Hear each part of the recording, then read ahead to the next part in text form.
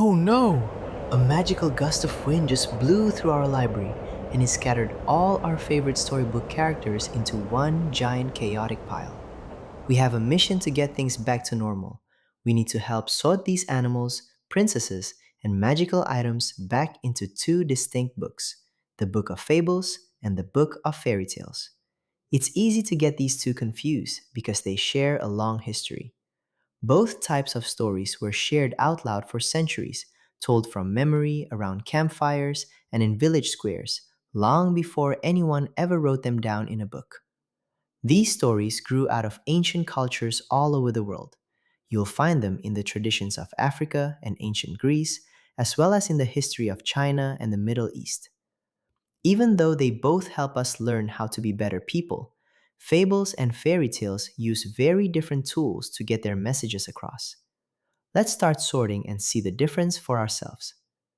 Let's start with the characters. Fables use a clever trick to get their point across. They use specific everyday animals to stand in for personality traits we see in people every day. You can see that here in our Fables guide. A fox is used to represent someone tricky, while a turtle is steady. These animals speak and act exactly like humans. They are kept simple so we focus entirely on their behavior. That leaves a very different group of characters to sort. These ones don't belong in a farm or a forest. They are completely magical.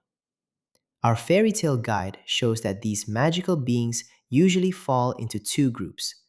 We have kind hearted heroes like brave princes and fairies on one side, and cruel villains like greedy dragons and witches on the other. Looking at these characters shows us the scale of the story. Fables use animals we recognize to reflect our own small daily choices, while fairy tales use magical beings to act out huge battles between good and evil. Now let's look at where these stories happen. Some of these are realistic, familiar places like farms, fields, and dirt roads. Let's slide those right into our Fables book. Fables use basic settings like a simple dirt road so we don't get distracted by the scenery. The background stays quiet so our full attention stays on what the characters are actually doing.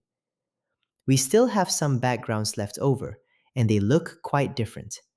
These enchanted forests, underwater kingdoms, and hidden lands belong in our fairy tale book. These places are designed to be mysterious. When story takes place in a sparkling castle nestled high in the clouds, it creates a sense of wonder and lets us know that anything is possible. A familiar environment grounds us in the real world to teach us a lesson. An enchanted realm, however, invites us to let go of reality and imagine a world where magic exists. Now for the final step, sorting the lessons. In a fable, the lesson is called a moral. This is usually a short, practical piece of advice handed to the reader at the very end. These morals are tools for our daily lives. They might remind us why honesty is important for building trust, or why being steady and patient is often better than being fast and overconfident. Fairy tales work differently. You won't usually find a simple rule written at the end. Instead, the meaning is hidden deep within the characters' long, difficult journeys. These stories focus on a deep sense of fairness.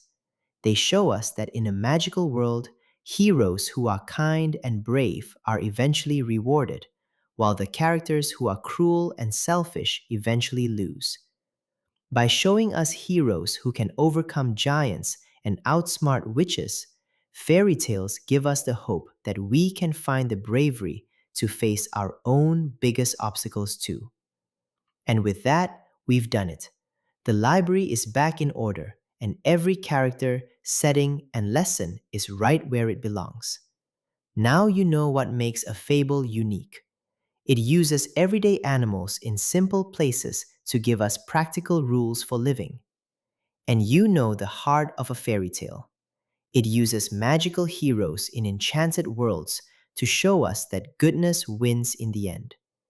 Next time you open a book, take a look at the characters and the world they live in.